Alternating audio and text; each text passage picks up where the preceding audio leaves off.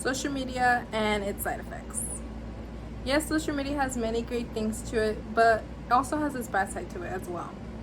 Have you ever realized social media and its negative side effects to oneself? Well, it can impact you in so many different ways, and sometimes it can impact you without you even realizing it. So today my group and I will be speaking about these side effects. Starting off will be myself, Tracy, talking about the face-to-face interactions feeling disconnected. Next, it will be Jordan speaking about cyberbullying. After that, it will be Liza speaking about the horrible doors that social media can open up for people with bad intentions. Next will be Xander, will be speaking about the kind of people when meeting other people. And lastly, Irene will be speaking about how social media can create a false reality, which can create a skewed self-image. So starting off with face-to-face interactions feeling disconnected. So what does this mean exactly? So what this means is when a person or a group of people meet up and instead of being in the moment and being together, talking to each other, they're more focused on being on social media. And also it means when instead of being in the moment, or the other people in the group are more focused, they are also more focused on posting on social media,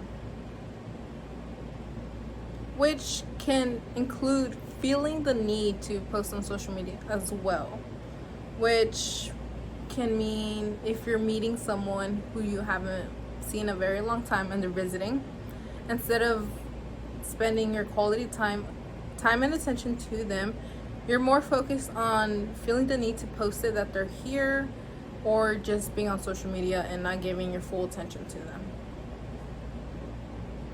And this can be as simple as waiting for your food at a restaurant. Instead of having a conversation with the other person, you're on your phone on social media. Or this can also mean when you're waiting in line and you're bored, and instead of paying attention what's around you, or maybe the person next to you or the person with you, and having a conversation with them, you're more focused on being on social media instead of being in the moment. So how does this happen?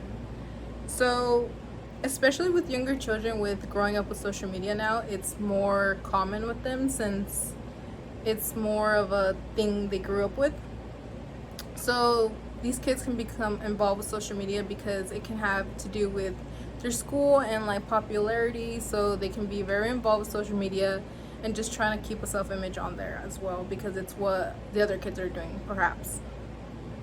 And with older people, it can mean that they just grew a attachment or habit to it as well. So let's say they got bored, and instead of just paying attention and just living in the moment, they pull out social media, and that's how their habit started building up. So whenever they got bored, they just took out social media to keep themselves entertained. Or also when they're feeling uncomfortable being alone, they pull up social media just to be seen they're doing something. That can also have an effect to it.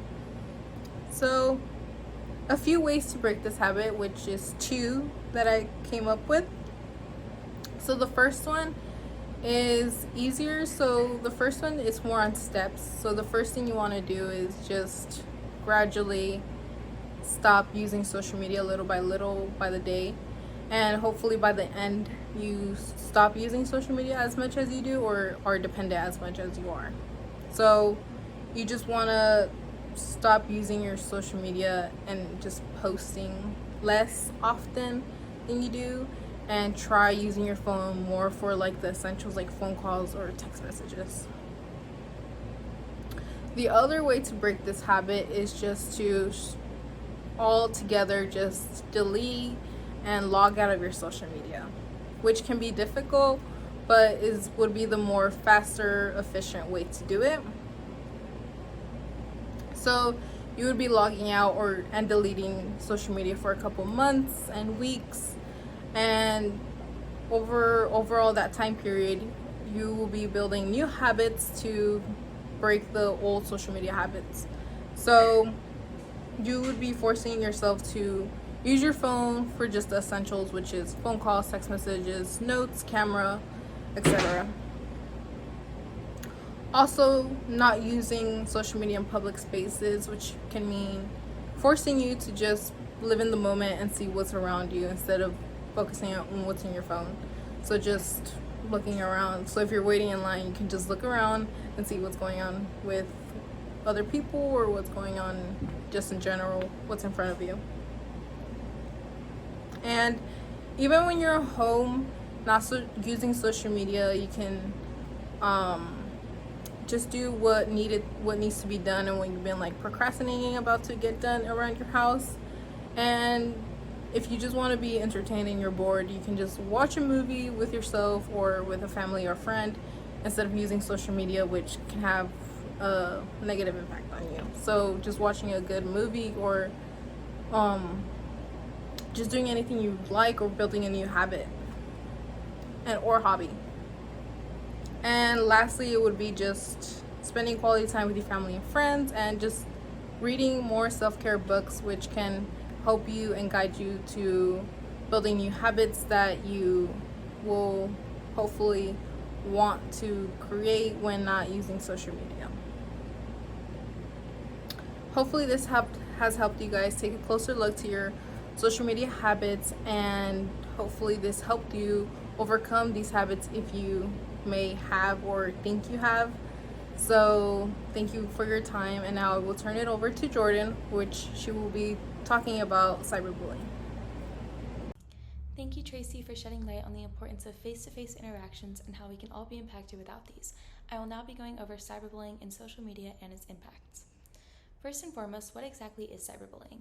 Sending, uploading, or spreading unpleasant, harmful, misleading, or nasty content about someone else is considered cyberbullying. It can involve embarrassment or humiliation caused by sharing intimate or private information about another individual. Moreover, there are also several different types of cyberbullying, which include harassment, outing or doxing, trickery, cyberstalking, fraping, masquerading, dissing, trolling, and flaming. The act of purposefully excluding someone is known as exclusion. This is used to target and abuse a victim in person as well as online. Next, harassment is a wide term that encompasses many different forms of cyberbullying, but it typically refers to a series of unpleasant or threatening online communications delivered with the goal of harming someone else. The act of publicly exposing sensitive or personal information about someone without their consent for the goal of embarrassing or shaming them is referred to as outing, also known as doxing. The key here is the victim's lack of permission. Trickery is comparable to outing but has a deceit aspect. After gaining their target's trust, the bully takes advantage of it by disclosing the victim's secrets and private information to a third party. Cyberstalking is a type of cyberbullying that might include threats of physical harm to whoever is being stalked. When a bully uses someone's social media accounts to publish improper information in their name, this is also known as fraping. For example, a bully may destroy someone's reputation by posting inappropriate things on their page. Masquerading occurs when a bully creates an online persona or identity solely for the purpose of cyberbullying another person.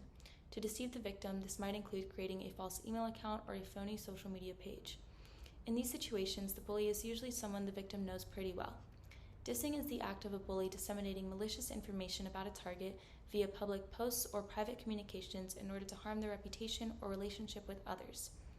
Trolling is when a bully deliberately upsets people by publishing provocative comments on the internet. Trolling is not necessarily a type of cyberbullying, but when done with malicious and destructive intent, it can be used as a weapon to cyberbully others.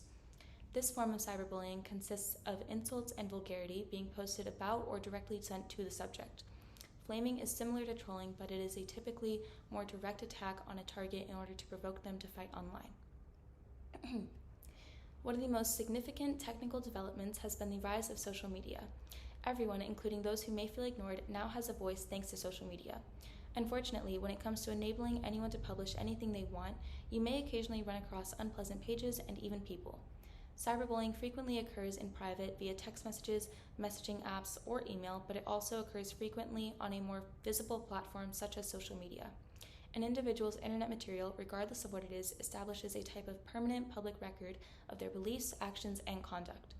Cyberbullying may damage the online reputations of everyone involved, not only the individual who is being harassed, but also those who are conducting or participating in the bullying. Cyberbullying is different from other forms of bullying in the sense that it can be persistent, permanent, or hard to notice. Bullying may have both physical and psychological consequences for anyone. Anxiety, sadness, low self-esteem, behavioral problems, and scholastic difficulties are just a few of the struggles that people may face if they are targeted. Cyberbullying is a significant problem that affects not only the victims but also their families, the bully, and others who witness cyberbullying. Cyberbullying can have the greatest negative impact on the victim since they may experience a variety of emotional difficulties that impair their social and academic performance as well as their general mental health. Cyberbullying, unlike conventional bullying, may happen at any time of the day, and it is committed by anonymous sources. This may make it more ruthless and in some cases brutal. Cyberbullying is in essence more persistent, vicious, and destructive than traditional bullying. It is also one of the most important sources of stress in a person's life. While many people who are bullied try to disguise their experiences, their behavior may alter dramatically.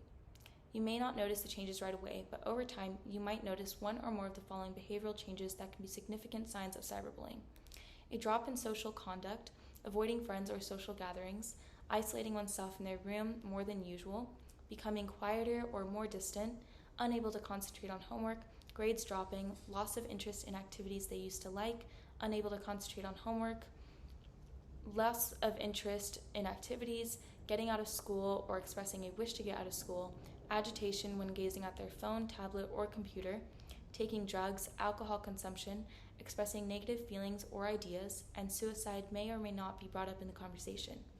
It is so important to shed light on these issues in order to be more aware so we can help others who may also be going through this.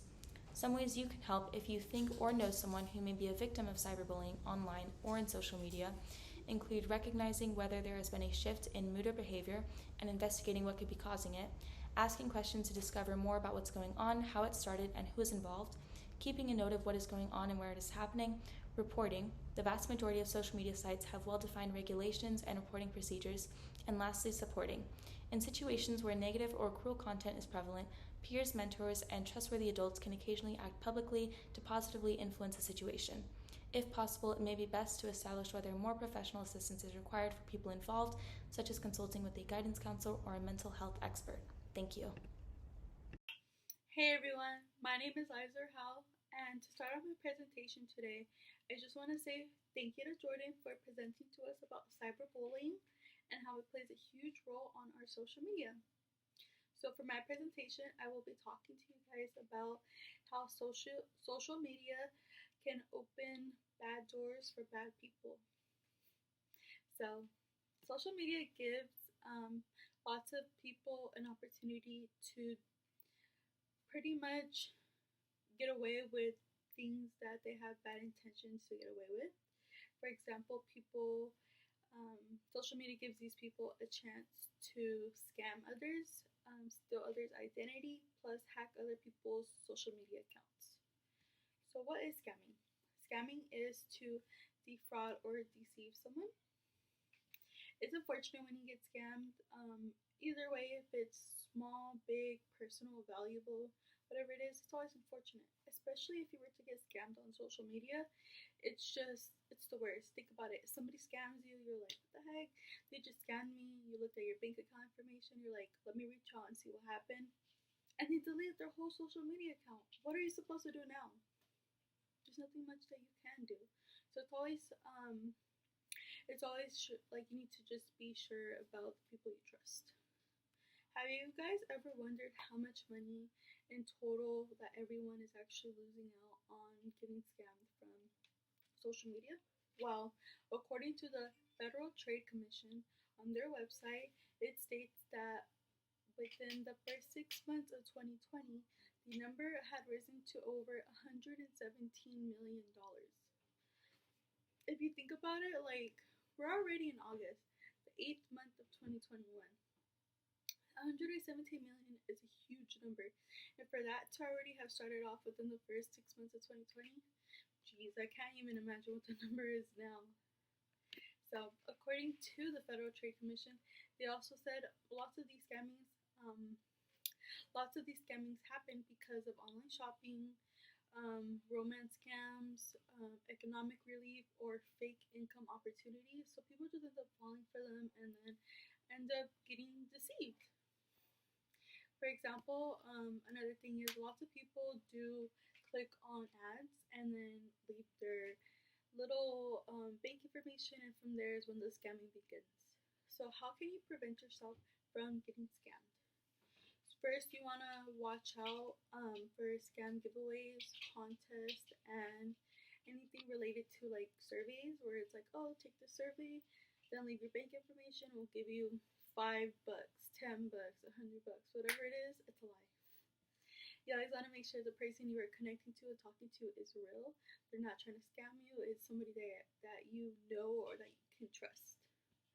You guys may already know this one, but don't click on the clickbait. It's meant to be clicked on so that you can get scammed. So just try to steer away from it and you guys will be okay. Last but not least, try to keep your profile private. There's lots of social scammers and they will go on social media, look at your profile, look at the pictures, videos, look at the people you follow, like, hey, is this person easy to scam? Let's give it a try. That's something that you want to prevent yourself from. So, identity theft is also a problem on social media. Do you guys know what identity theft is? Yep, that's right. Identity theft is someone who is trying to steal your identity. Why would anybody want to try to steal your identity? For money.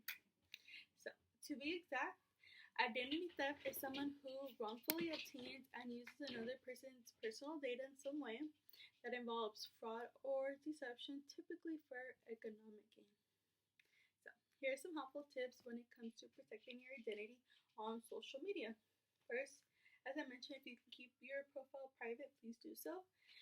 Another way is to keep your captions simple, because adding your Cash App name, adding your number for Zelle, or for whatever reason can lead to you getting some sort of problems, and you don't want that. You don't want people to steal your information and then get into it. You want to prevent the loss of your identity. So, another thing that you also want to try to do is try to make your passwords long as possible, because this will make it harder to get into your accounts. Which the best way to do this is to maybe try to keep like a post-it maybe in your dresser, try to keep something on your wall to be able to remember it. If not, you can always try to keep something just like in your phone, like in your notes. We gotta be careful though, because if you were to lose your phone, then someone could get into it and just end up taking all your passwords, and you don't want that. So just taking these extra steps and being secure will just help you in the long run. Social hacking. Social hacking is also another negative aspect of social media. So according to Wikipedia, social hacking describes the act of attempting to manipulate outcomes of social behavior through orchestrated actions. The general function of social hacking is to gain access to restricted information or to a physical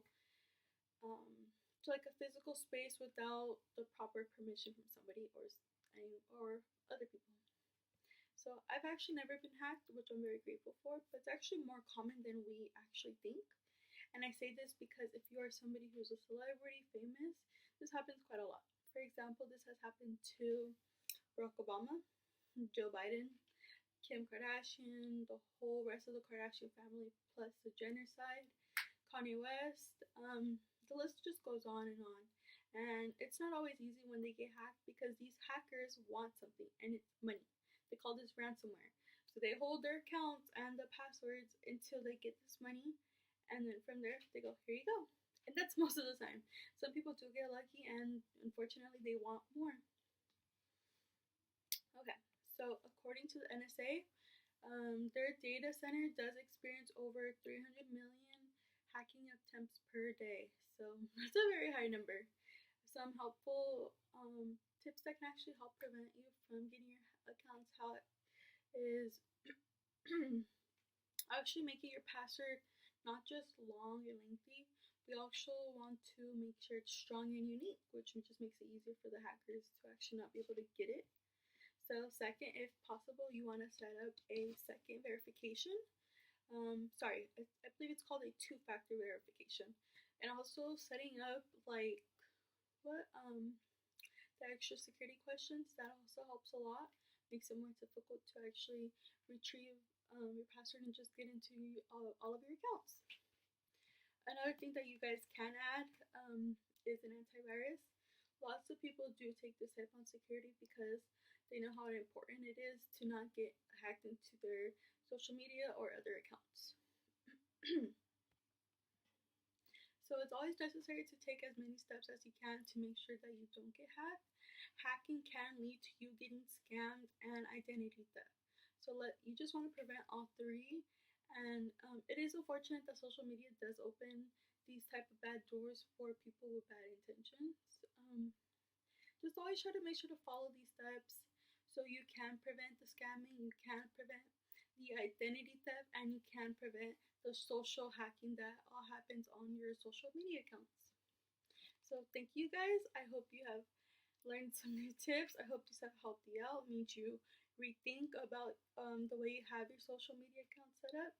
Next, Xander will be presenting another con of social media, which is the imaginative expectations of meeting people and the drastic outcomes that happen in the end, unfortunately. Thank you. Thank you, Lisa, for the warm welcome. Well, once again, I am here, but this time to discuss with everyone about more problems that we can face on social media. And speaking of face, that is what I'm actually going to be talking about first. A face-to-face experience that is actually what I'm going to be talking about, which is when we face an unexpected issue among other people and when using social media platforms. I'm getting a little ahead of myself here, so let me first talk about those face-to-face talks with people. What does that imply? Is it a simple conversation with people online, a group social gathering that we talk about problems every time? To put it simply, yes, all the above. That is what I'm going to be discussing with people, meeting face-to-face people, and what sort of scenarios that may happen on social media. We all have been there with people on social media. We chat up a storm, and eventually, after a few days or weeks talking, you would like to see them face-to-face and see where that leads. So after a few denial answers, they would agree and pull out the video camera to contact each other. From my experience, when wanting to talk to new people, having physically met them in person brings out two kinds of emotion. Either the nervous excitement of seeing who I'm going to be talking to, or on the very rare occasions when it's late and I already have been having a slight rough day, this would bring out those I don't want to talk to any other people mood. And today I will be talking about both sides of those roller coaster experiences with meeting someone new. It's always fun and exciting to meet someone new, and it gets you to expand your knowledge around with people and seeing new things and experiencing with them and how much you can relate to them. However, since social media is on the scene now, the whole different scenario plays out on simple text conversation, and from one thing, but meeting them is with their own eyes is a different reaction, and talking to them really do matter. That's when you get that nervous feeling in your stomach, because first impressions are always the key to getting people to talk more, and the more possibly talk to them the next time around. The rarest kind of a reaction when seeing someone is not the mood type reaction. Multiple reasons for that could be someone either had a hard time prior and meeting them is not really their thing anymore, or it's because they were so nervous that the pressure couldn't be taken anymore and just dipped at the last second. Whenever that happens and you do meet the person, that conversation grows very stale, and at the end of it all, you would just go back and talking via text, and in some cases just don't talk to them at all. Now, video chatting is a nice and all, but let's say we go even before texting people or even beyond looking at people.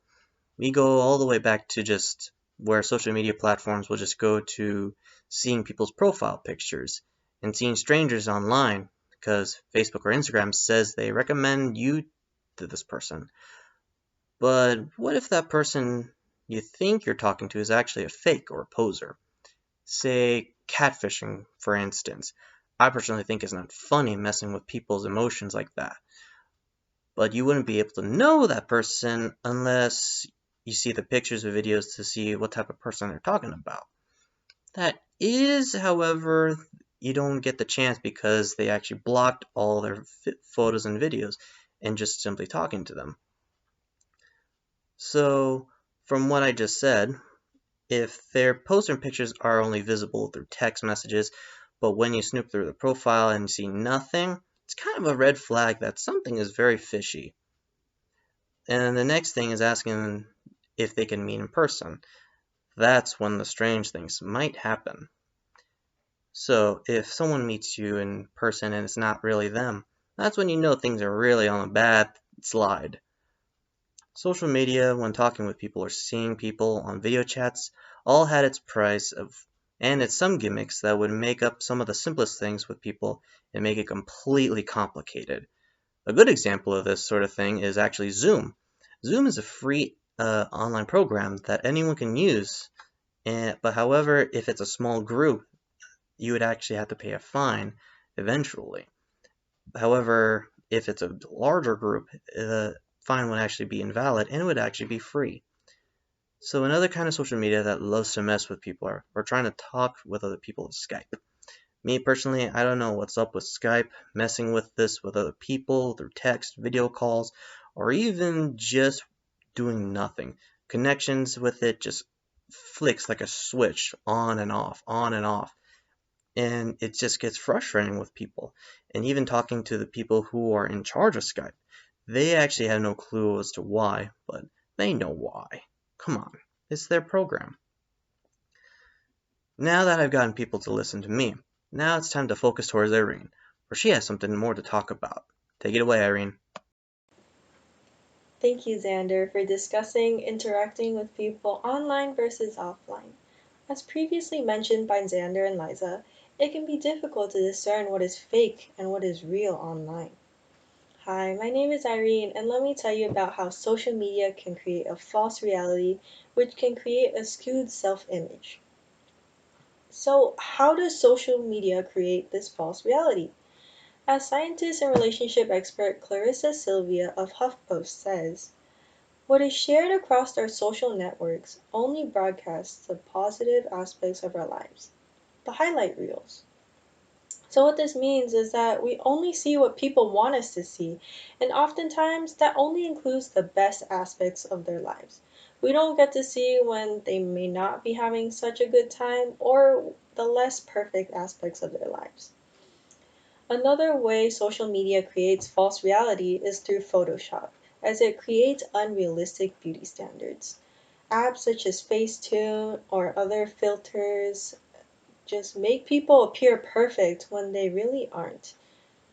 And this false reality and highlight reels can create a skewed self-image, as seeing everyone else share only the perfect portions of their lives leads to unnecessary pressure and unhealthy comparisons. According to National Eating Disorders Association writer Nikki Dubose, who has experienced mental health issues and eating disorders from the pressures of being a former model, and is also currently studying psychology, social media also leads to unnecessary pressures and unhealthy comparisons. For example, the more friends and followers we have, the more valuable we feel. This is where social media can place an unnecessary pressure on individuals and cause psychological damage. So this phenomenon of feeling more valuable with more friends, followers, or likes is referred to as vanity validation by the relationship expert mentioned earlier, Clarissa Sylvia. And this need for validation can lead to a skewed self-image.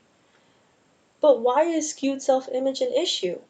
False realities and skewed self-images are an issue because, according to a recent study by Ottawa Public Health, teens who use social media for more than 2 hours a day are likely to suffer from poor mental health, psychological distress, and suicidal thoughts.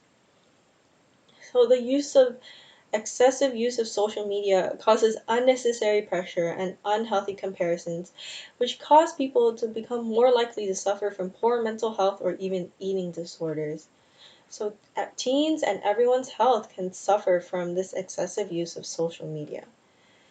So how do we combat being tricked by these false realities and spending so much time online? As mentioned earlier, you can take breaks from social media. You can delete your accounts and uninstall apps, or just check less frequently if you have enough self-control. Another thing you do is unfollow those who don't bring you any meaning or joy, and instead just follow your close friends or people who motivate you. Additionally, don't forget to remember to put things in context, because if you think about it, do you only post the highlights of your life?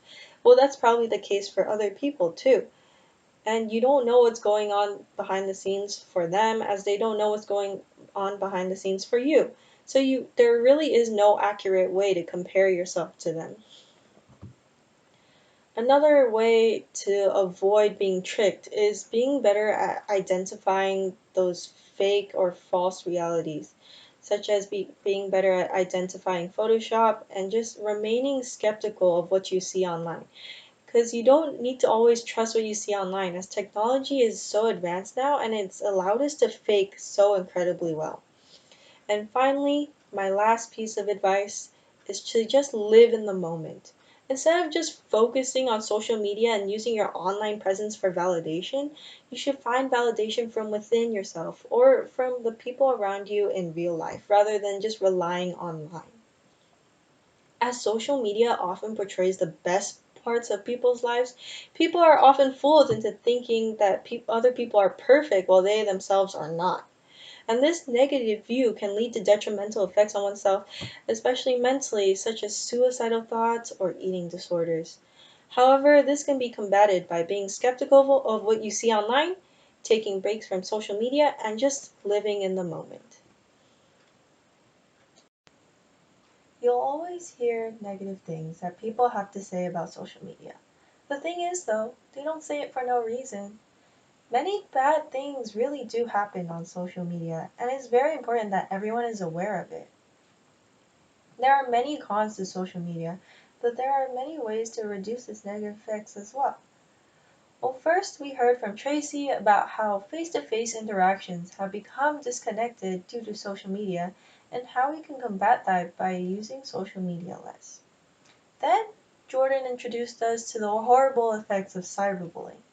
Next, Liza delved into scamming and how to avoid scams by being more careful online.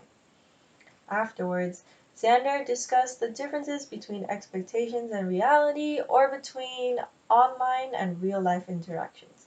Finally, Irene, examined how social media creates a false sense of reality and how it can negatively affect our self-image and mental health, as well as possible solutions to avoid these consequences. So hopefully now you all understand why social media can be detrimental for our well-being, and hopefully now you also know how to protect yourself online. It is important to be mindful about social media as it can lead to negative consequences, whether intended or not. You can avoid this by protect yourself by cutting the time you spend online and on social media, not oversharing, and remaining skeptical of things that you see online. Remember to stay safe online, but don't forget to live and just enjoy the moment outside of being buried in our screens.